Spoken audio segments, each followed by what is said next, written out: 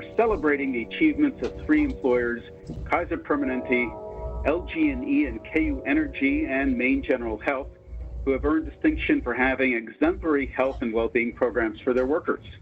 As you very well know, the annual award honors our late Surgeon General, Dr. C. Everett Koop, who served during the Ronald Reagan presidency and was one of the founders of the Health Project. What do you recall about Dr. Koop, and what would you say were his greatest accomplishments as Surgeon General? Well, Koop was a great man, as you know. He was a friend, he was a mentor. He taught me a lot about being Surgeon General. What I think about when I think about Koop is dignity, integrity, selfless service, and always putting the patient, the citizen first. And in the trying times we live in today, those are admirable qualities that everybody should pursue. The audience that's listening to our interview, firm believers in public health and strong supporters of workplace health promotion programs. What, in your opinion, is the role that businesses can play in improving the health and well-being of Americans as well as Americans overall as citizens? I think businesses have a huge part in helping us to pursue a nation that actively and aggressively pursues optimizing health and wellness and reducing disease burden and economic burden. We have about 130 million people in the United States who are employed full-time. There's many more part-time workers in and out of the workforce.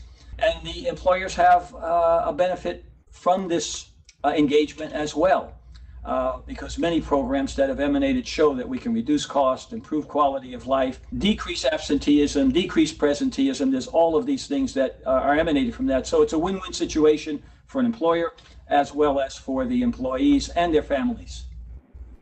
Few business leaders would challenge the idea that their workers' health and well-being plays an important role in the success of the business, but businesses often don't have the know-how, and they need guidance in that regard. So, number one, how would you convince skeptical employers that they need to invest more in health and well-being and health promotion programs, and how can they do that most effectively?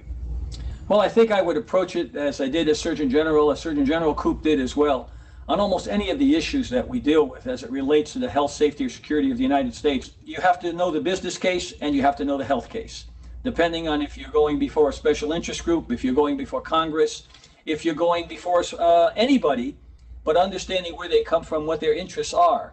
So being able to make the business case that by investing in employee health and wellness reduces costs, improves quality of life, increases productivity, and that extends to the families as well, since often they are insured by that employer.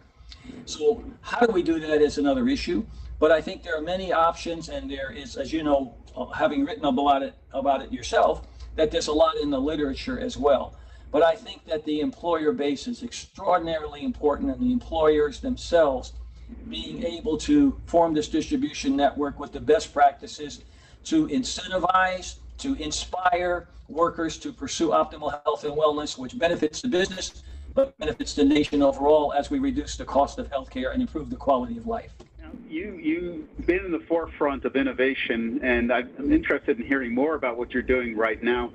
But what are some creative ideas that you have witnessed that have been applied in workplace settings that have worked to improve employees' health? Well, as you know, Ron, there's many, from the simple to very complex. And some of the simple ones are the ones I like to start with when talking to employers, because we don't want to scare anybody away. But the idea is, no matter how small your business is or how large, there are some simple things you can do.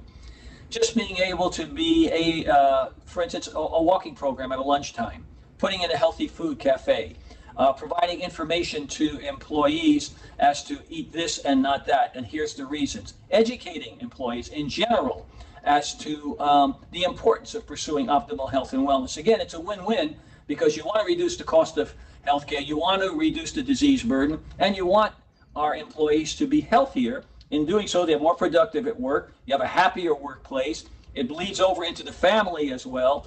So I think all of those things are important. But there are incentives like joining health clubs. There are more sophisticated programs where employees are actually monitored and we prospectively determine endpoints, whether it be weight, hemoglobin, A1C, blood pressure, and try and change those variables over time so that we can make that workforce healthier. So from very simple to more complex, there are many options available to the employers. Now, having been in government, Dr. Carmona, and being part of kind of policies and how legislation happens or doesn't happen, what do you think the role of government ought to be? And that could be kind of the federal government, but also state and local government. Well, I think the government has to be in partner with the private sector. The fact is that, like the honorees you are honoring during this convocation, they're innovators, they're disruptors, they've challenged the norm.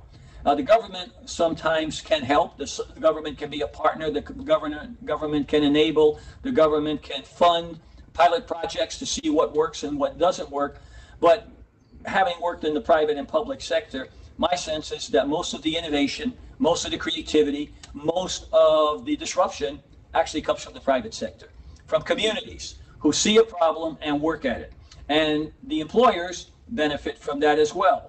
So I think these partnerships with local government, the employers, right up to the federal government are important. And often as Surgeon General, myself and Koop as well, one of the things we did was to mine the nation, to find out where these programs are and what works. And when we find something that's worked, that's been tested, then to take it, work with that community, scale it up, and get that information to everybody else so that it goes viral, if you will, and others can participate and reduce the cost of healthcare, improve quality of life. Now, one thing that employers typically get is, we want to improve the health of our workers, our employees, because, if they're healthy, they're not going to use healthcare services, they're not going to be absent, they're going to be more focused and so forth. But what about improving the health of the community more broadly? That is, providing good infrastructure, good education, good transportation facilities, addressing crime in the community, things like that.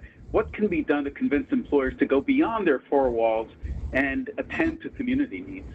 Well, it's important. First of all, the employer has that incentive. They want a good workforce. They want a healthy workforce. They want to be productive. They want to be maximally efficient in making whatever widgets they're making in their companies. But their employee base is part of a community. They all worship at a church or a synagogue or a mosque. They go to schools. Their children go to schools.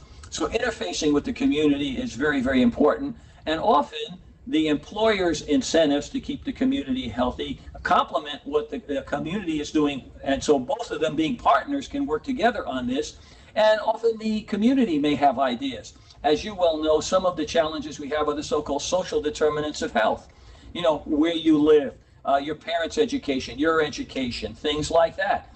And those are things that are part of a community. So when the community realizes that, well, maybe we should do something to make the streets safer, to have more recreation for our children, to offer more after-school programs for physical activity, or for food and eating habits, things like that. So clearly, the community can be very involved and complement what the employers are doing, and vice versa. Certainly in line with what we advocate. One final question, Dr. Carmona. What would you like to communicate to tell the awardees who are here today, as well as the audience? What words of advice would you offer the assembled audience? Well, first and foremost, congratulations on their contributions to community and workplace health. This looks pretty simple, but as you well know, they had to work pretty hard and gain a lot of support from community and from the workforce to affect the changes, the desired changes here. So I thank them for their contributions. I thank them for their commitment to public health and improving the quality and quantity of life while benefiting in the workspace. But also I thank them for being at this convocation and honoring the legacy of my dear friend and my mentor, Chick Koop, who was one of our really founding leaders in this thought. Surgeon General's, the job description is protect, promote, and advance the health, safety, and security of the United States. You asked earlier, what was maybe the big contribution of Koop? Dignity, integrity, professionalism. I can go down that list. But Koop and I used to joke, really, that our best success is that we survive in that very tumultuous, highly dysfunctional, partisan environment when really we're focused on the health of the people. And I think Koop set the bar high for all of us who came behind him.